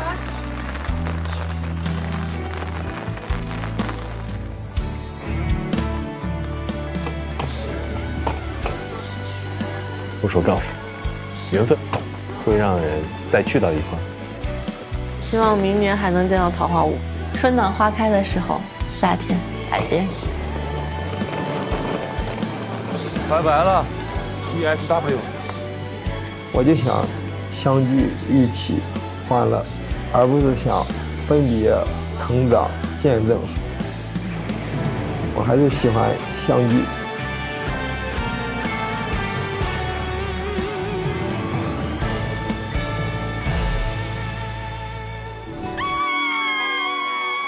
你可能不认识我，但我跟你一样是村民。大家好，我们是650华语说唱天团。你好。你好，我叫传君。哎呀，2宝呀！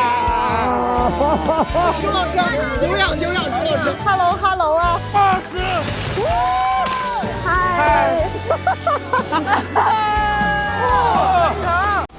我的理想生活是彼此相爱，你也喜欢我，我也喜欢你，大家一起面对未知变化。谈留言，再见，我真的非常希望是有再次相见那个再见。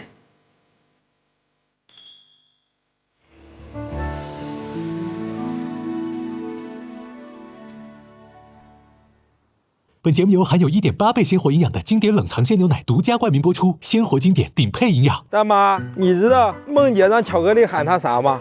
妹妹。那你以后也喊我弟弟。我是他的妈妈，他的妹妹，他最好的朋友。月子，我给你拿个盘子。没关系，我真的就这么吃就可以了，不用动，别动，千万别动。你写的向龙而行。向龙而行啊！我写的桃花坞摄政王，汪苏泷最红，龙龙放心飞。乌民永相随。从来没有想到会在一个综艺看别的综艺，对一个看别的综艺。挺炸裂的。哥哥瘦了，我好紧张啊！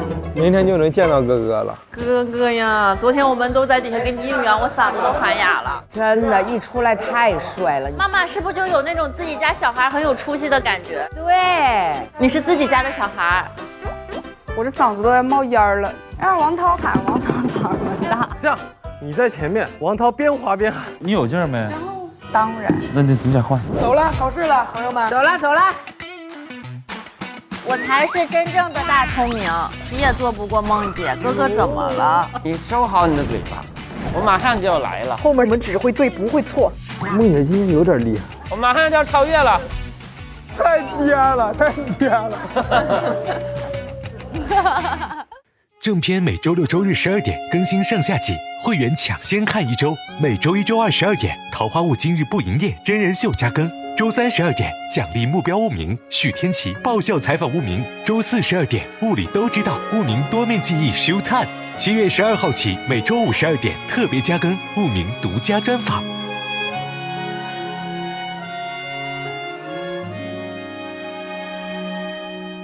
刚好天气晴朗，桃花又开放，刚好安静的窗，落一束晨光，刚好你的脸上有温柔荡漾，刚好人海茫茫，我们正相望，我们飞飞